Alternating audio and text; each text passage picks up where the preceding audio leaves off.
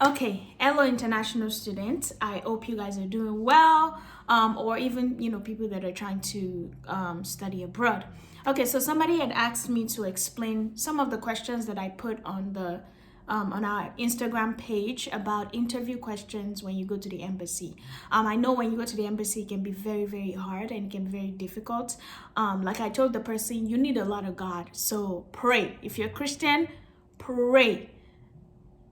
Trust me, I fasted, I have prayed to my interviews, and I've come out every single one of them. I've had almost 5 interviews at the embassy, and every single one of them I've gotten, and it's only by the grace of God, right? Okay, so that aside, the person asked me to expatiate on 2 questions. In my notes here, I have the first one is, do you have any relatives? And the second one is, what do you plan to do after you graduate? The first one, do you have any relatives? Please, please, please do not lie. Don't lie to the interviewer. They know, they are looking at the system. They have lists of things, right, that they're looking at when you're answering this question. So when they ask you, do you have a relative? Don't lie. Like, if you have a brother, if you have a sister, if you have a half sister, half brother, cousin. When I say cousin, I mean like maybe first cousins. Second cousins far removed to the third, fourth. They don't really care about that. First cousins are what sometimes mostly counts. And then they look at, do you have parents here? Do you have stepmothers, stepfathers, your aunties, your uncles? Do you have nieces, nephews? Those are the kind of families and relatives that they want to know if you have. So make sure that you're telling the truth and that you're considering what answers that you're giving, right? Any relatives, make sure you answer, yes, I have a relative, I have a brother. And they'll ask you, oh, what does your brother do?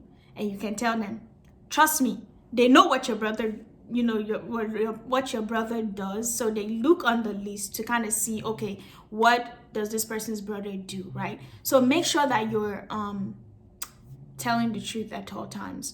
Okay, so then when they ask you, what does your brother do? Then you can tell, oh, they work here, they work there. Okay, check. The second one, what do you plan to do after you graduate? This one, it's a little tough because the goal when you go for interview is that even though you're coming here to school, they want to hear something along the lines of you're coming back to your country. They want to know, because you're on a non-immigrant visa, which means that you're not trying to migrate to the US, right? Because you're a student, you're under an F-1 or a J-1 visa. So make sure that whatever your response is, I cannot teach you what to say, right? I cannot teach you what to say. Make sure that whatever your response is, which is a pro tip, is make sure that you're saying something that it's in the line of, oh, I'm coming back to, I don't know, help your parents, you're coming back to help your family, you're coming back to, work for something or the other. Don't lie. Just make sure that your answer is in that line. Actually, make your answer in a form that even if you end up coming to Nigeria, this is exactly what you would be doing, right? This is what your goal would be. So for example, let's say I go out of the US for banking, right? My goal might be to come back and, work in a bank, if just in case, I decide to come back to Nigeria. So give them an answer that just in case you decide to come back to Nigeria, this is what you plan to do after you graduate. And it's good to have a detailed explanation of what you want to do. So if they ask you, what are you planning to do after you graduate? And like, oh, I'm not sure, just work in a bank. They're looking at you like, oh, you have no goal. Like, this one might not come back, right? But if I give them an answer like, oh, when I graduate, I plan to come back to Nigeria, do my NYSC. After that, I hope to look for a job. And if I find a job, kind of move on in the hierarchy like that too. I become like a manager, a CEO, or a director. And, that has been my life goal. And then, to be able to help people. Don't take what I'm saying and go and tell them, oh, that's not what I'm saying. I'm saying that's just an example. That's just an example. So make sure that you're telling the truth at all times in, whatever questions they're asking you. I think one of my interviews, I met somebody that they interviewed, and one question they asked them was,